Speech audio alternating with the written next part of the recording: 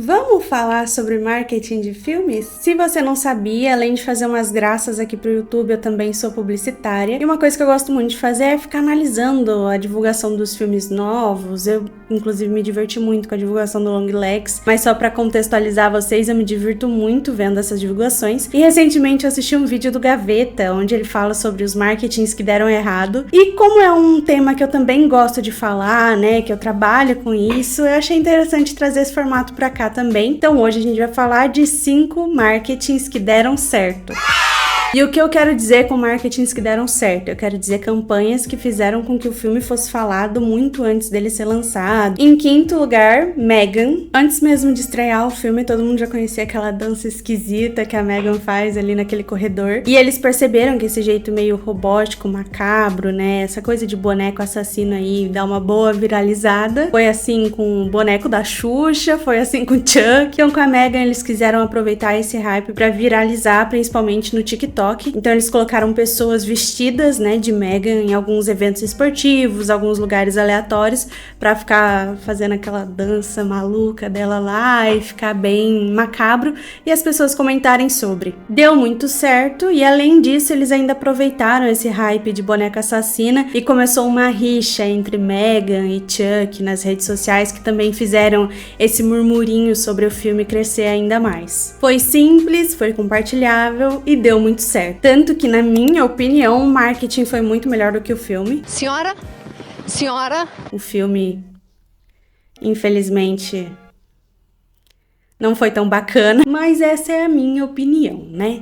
Então, deixa eu ver, feijão com farinha. Em quarto lugar, Carrie a Estranha, o remake, eu tô falando. Dessa divulgação, eles fizeram uma pegadinha do Silvio Santos, que deu muito certo. Eles montaram uma cafeteria preparada pra fazer essa pegadinha com o pessoal que fosse lá comprar café. Então, ali no meio dos clientes, do nada, uma atriz começava uma discussão com um outro ator, só que os clientes não sabiam, né, que eram atores, e do nada era como se ela usasse a telecinese pra jogar o cara na parede, os livros começaram a cair, as coisas começaram a mexer, tudo tremer, bem assustador, e deu muito certo, porque a galera ficou realmente assustada. E isso tudo foi filmado, jogado na internet, viralizou, e aí começou bastante murmurinho sobre o remake da Carrie a Estranha. Em terceiro lugar, um que eu já citei aqui no começo do filme, que eu gostei muito, Long Legs. Pra esse filme, ao invés de ir pro viral, no TikTok, pegadinha Silvio Santos, algo mais assim, eles já apostaram em algo mais misterioso, mais macabro. Algo que sempre fez muito sucesso no YouTube, desde os primórdios da plataforma, são os vídeos found footage, aqueles terror analógico também. E eles aproveitaram disso para fazer a campanha de marketing, sem falar que era uma campanha de marketing. E eles começaram a postar vídeos lá que seriam, né, cenas do filme, mas puxado para esse terror analógico, algumas mensagens criptografadas que tem no filme, só que eles trouxeram assim meio que pra galera tentar desvendar. Então começou várias discussões no Reddit sobre o que era aquilo, sobre o mistério daqueles vídeos que eles estavam soltando. Eles soltaram, se eu não me engano, uns 4 vídeos. Criptografaram as mensagens e estava lá que era sobre o filme Long Legs, que ia estrear tal dia. Então foi algo que gerou muito murmurinho, principalmente na comunidade que gosta de terror, que gosta de mistério.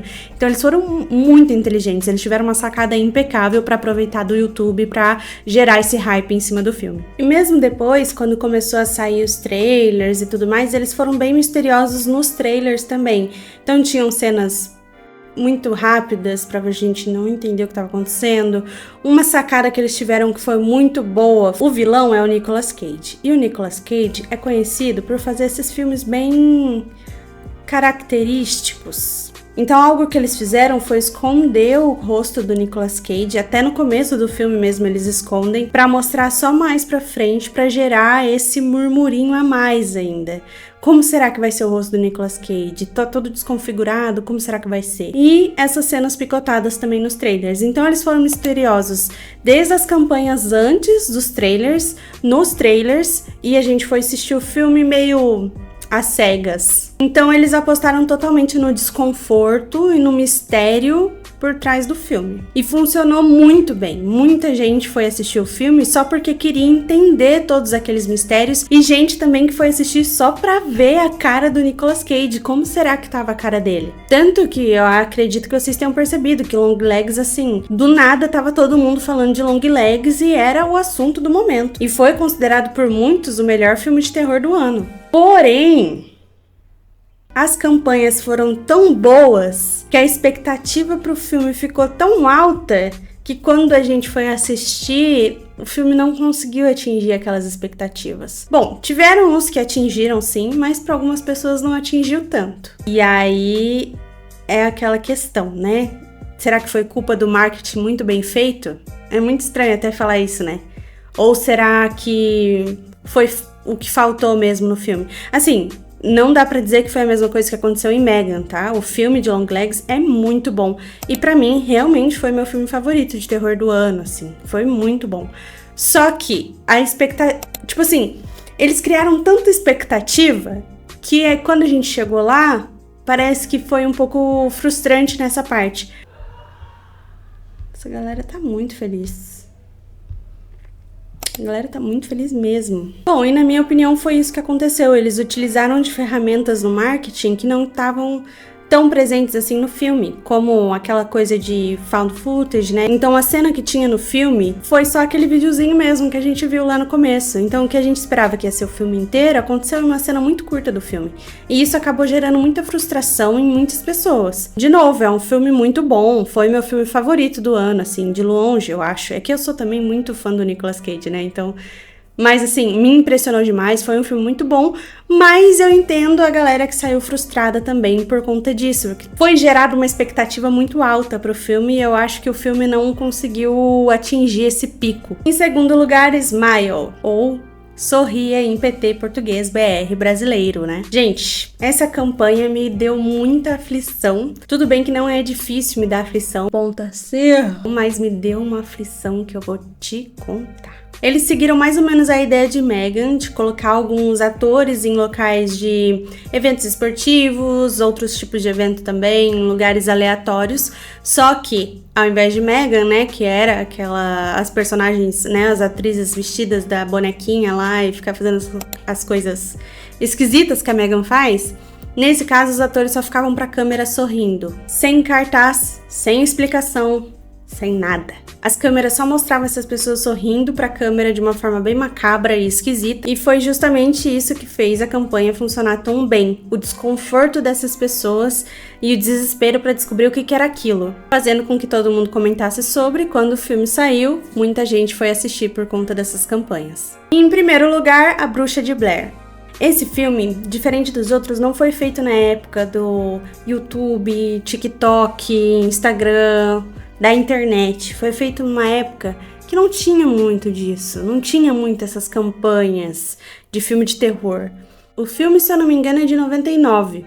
Então, o que hoje parece até normal, né, esses vídeos virais, esses vídeos de found footage, de terror analógico, quando a gente vê uma coisa, a gente já pensa, provavelmente é uma campanha de alguma coisa tá acontecendo. Só que na época do filme não tinha isso. A equipe distribuiu cartazes de desaparecidos, fez os jornais publicarem notícias sobre os personagens como se fossem reais, fizeram relatórios policiais falsos. Além disso, eles montaram um site onde eles relatavam a história como se fosse algo real. E muita gente realmente acreditou que aquelas pessoas, aqueles atores, estavam desaparecidos e que alguma coisa muito macabra tinha acontecido com eles. As pessoas acreditavam que aquelas gravações eram reais e eram realmente tinham sido achadas e publicadas como se aquelas pessoas tivessem desaparecido naquela floresta, como se tudo aquilo que aconteceu no filme foi real. E, gente, eu vejo um pessoal até hoje falando que as filmagens desse filme eram reais, que foram gravações reais encontradas. Porque até hoje as pessoas caem nessas fake news que o elenco criou. Teve gente que até enviou carta de condolências para as famílias dos atores. Aí imagina você um ator que acabou de fazer um filme, sua família recebe uma carta de condolência falando: sinto muito pelo fulano que morreu. Foi uma campanha tão poderosa que muita gente até hoje tenta fazer igual, como se se o filme fosse algo real de fato, mas ninguém conseguiu até hoje ter esse impacto que A Bruxa de Blair teve. Mas no fim das contas, as pessoas já entenderam que para divulgar um filme de terror você tem que apostar nessa coisa macabra, misteriosa e tem que estar sempre se reinventando. E o mais incrível é que quanto menos informações sobre o filme você der, mais misterioso fica e mais abre para a imaginação das pessoas. O que pode ser arriscado, como no caso de Longlegs, que criou uma expectativa muito alta, mas também pode ser certeiro, como na Bruxa de Blair. Agora comenta aqui qual dessas campanhas que você achou mais legal, qual campanha você achou que faltou nesse vídeo para eu trazer num próximo. E um grande exemplo de um filme que teve uma propaganda muito grande, né, uma campanha de marketing muito grande, muitas pessoas falaram sobre, e quando foram assistir o filme saíram um pouco frustradas, foi A Empregada, que já tem vídeo aqui no canal. E um que deu errado do início ao fim foi A Assistente de Mortuário, The Mortuary Assistant, que também tem vídeo aqui no canal. Esse deu errado do início ao fim. E tamo junto!